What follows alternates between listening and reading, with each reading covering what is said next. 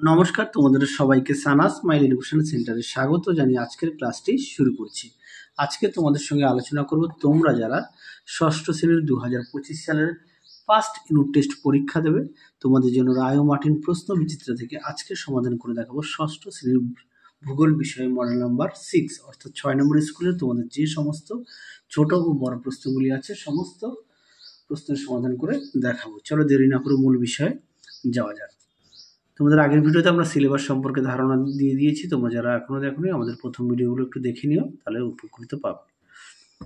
চলো দেখো কি আছে। একে আছে সঠিক উত্তরটি বেছে নিয়ে লেখো। এক দিকে আছে প্রাচীনকালে নাবিকরা উত্তর দিক ঠিক করতেন, সঠিক উত্তর হবে অপশান ডি, ধ্রুবতারা পর্যবেক্ষণের মাধ্যমে। দুই আছে পৃথিবীকে, সঠিক উত্তর হবে অপশান সি নীল। তিনে আছে পৃথিবীর পরিধি প্রায়, সঠিক উত্তর হবে 80,000 কিমি, অপশান বি। চারে দেখো পৃথিবীর উচ্চতম স্থান, সঠিক উত্তর হবে অপশান এ হিমালয়। পাঁচে আছে নিরক্ষরেখার দক্ষিণে 23.5 ডিগ্রি, দক্ষিণ অক্ষরেখার অপর নাম, সঠিক উত্তর হবে মকরক্রান্তি রেখা, অপশান বি। পরে দেখো 6 দাগের সূর্যকে সামনে রেখে পৃথিবী নিজের অক্ষের চারিদিকে পাক খায়, সঠিক উত্তর হবে অপশান সি। পরবর্তী দেখো দুইয়ের এ শূন্যস্থান পূরণ করো। কি আছে দেখো। এক দাগে ভারতের মূল ভূখণ্ডের দক্ষিণতম বিন্দু, সঠিক উত্তর হবে কন্যাকুমারিকা। দুই আছে কারাকোরাম পর্বতের ড্যাশ ভারতের উচ্চতম পর্বতশৃঙ্গ, উত্তরটা হবে গডউইন অস্টিন। তিনে দেখো কি আছে। ভারতের 82 ডিগ্রি 30 মিনিট পূর্ব দ্রাঘিমার স্থানীয় সময় ভারতের প্রমাণ সময়। পরেরটা দেখো বিদাগের কি আছে। নিজের প্রশ্নগুলো অতি সংক্ষিপ্ত উত্তর দাও। একে আছে ভারতের সবচেয়ে জনবিরল রাজ্যের নাম কি, উত্তরটা লিখবে সিকিম। তারপরে দেখো দুইয়ের পদ্মা ও যমুনার মিলিত প্রবাহ কি নামে পরিচিত, উত্তরটা লিখবে মেঘনা। পরবর্তী দেখো কি আছে। তিনের একে ছায়াবৃত্ত কি, দেখো প্রশ্ন উত্তর দেখে নাও। ছায়াবৃত্ত সংজ্ঞা দেওয়া আছে, বৈশিষ্ট্য দেওয়া আছে, তোমরা অবশ্যই পড়ে নিয়ে লিখবে।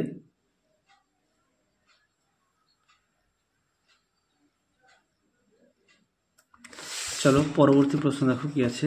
দুই দেখে হিমবাহ কাকে বলে, উদাহরণ দাও, দেখো উত্তর দেখে নাও। হিমবাহ কাকে বলে, চলমান বরফের স্তূপ যা অভিকর্ষের টানে ভূমির ডাল বেয়ে অগ্রসর হয় তাকে হিমবাহ বলে। উদাহরণ হচ্ছে সিয়াচেন হিমবাহ, জেমু হিমবাহ, গঙ্গোত্রী হিমবাহ প্রভৃতি।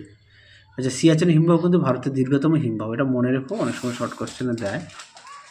পরবর্তী দেখো তিন দাগে ভারতের প্রতিবেশী দেশগুলির নাম লেখো, দেখো প্রশ্নের উত্তর দেখে নাও। ভারতের প্রতিবেশী দেশগুলির নাম নেপাল, ভুটান, পাকিস্তান, আফগানিস্তান, বাংলাদেশ, দেখে নাও।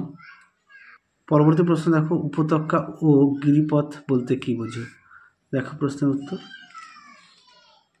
দেখে নাও। উপত্যকা ও গিরিপথ, দেখো উপত্যকার সংজ্ঞা দেওয়া আছে, বৈশিষ্ট্য দেওয়া আছে, তারপরে দেওয়া আছে গিরিপথ, দেখে নাও, সংজ্ঞা দেওয়া আছে, উদাহরণ দেওয়া আছে, বৈশিষ্ট্য দেওয়া আছে, একটু দেখে নাও।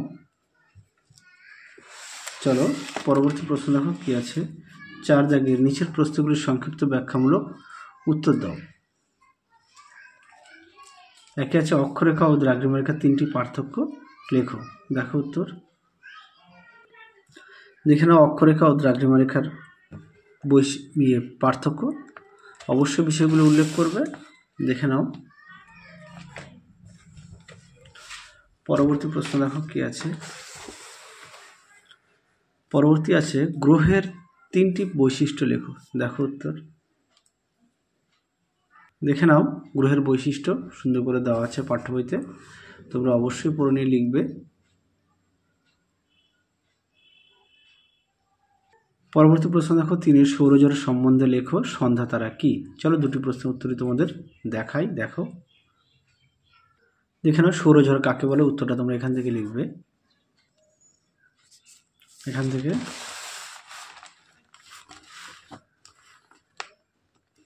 এই পর্যন্ত তোমরা লিখবে।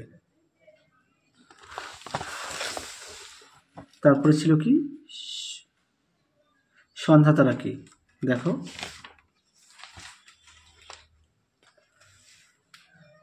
দেখে নাও। সন্ধ্যা তারা এখান থেকে এই পর্যন্ত লিখবে, দেখো সন্ধ্যা তারা বলে, সন্ধ্যা তারা আসলে শুক্র গ্রহ। তোমরা অবশ্যই প্রতি বিষয়ে কিন্তু পাঠ্য বই অবশ্যই খুঁটিয়ে পড়ো।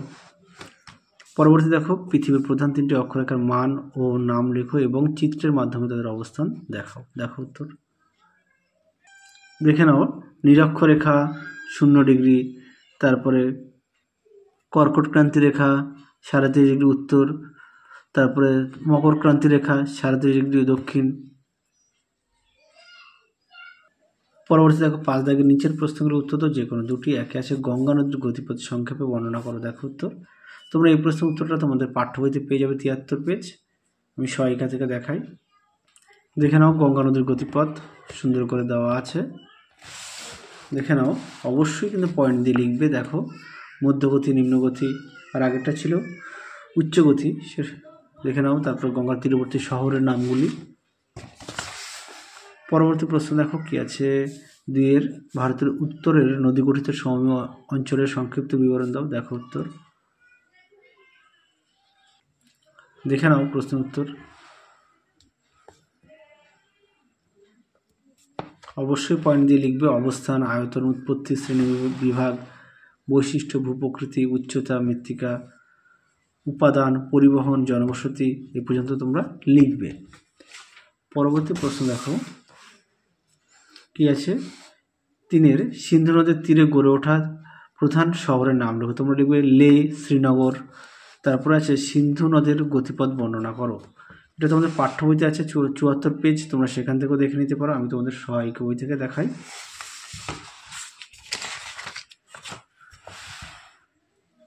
প্রশ্ন সিন্ধু নদের গতিপথ দেখে নাও। সিন্ধু নদের গতিপথ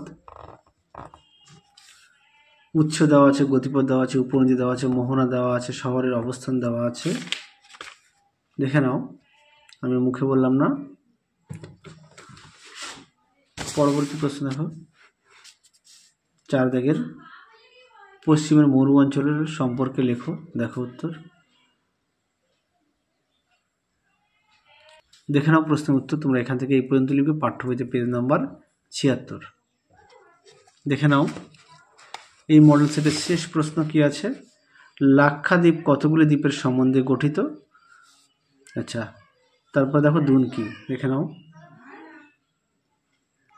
নাও দুন কি, উত্তরটি এখান থেকে এই পর্যন্ত লিখবে। উদাহরণ দেওয়া আছে, যেমন দেরাদুন। দেখো, হিমাচলের দক্ষিণে অবস্থিত শিবালিক ও হিমাচল হিমালয়ের মাঝের সংকীর্ণ উপত্যকাকে দুন বলে, যেমন দেরাদুন। তোমাদের আগের ভিডিওতে ষষ্ঠ শ্রেণীর আমরা সাজেশান দেওয়া আছে সমস্ত বিষয়ে, তোমরা যারা এখনও দেখোনি আমাদের প্লেলিস্টে গেলে পেয়ে যাবে। তাহলে চলো, আজকের মতো এখানে সমাপ্ত করছি। তোমাদের এই ভিডিওতে যে সমস্ত ছোট বড় প্রশ্নগুলো ছিল সমস্ত প্রশ্নের উত্তরের সমাধান করে দেখিয়ে দিলাম, তোমরা অবশ্যই পড়ো। তাহলে আজকের মতো এখানে সমাপ্ত করলাম। আবার দেখা হবে খুব শীঘ্রই তোমাদের পরবর্তী ভিডিওতে। তোমরা সবাই সুস্থ থেকো, ভালো থেকো। আজকের মতো টাটা।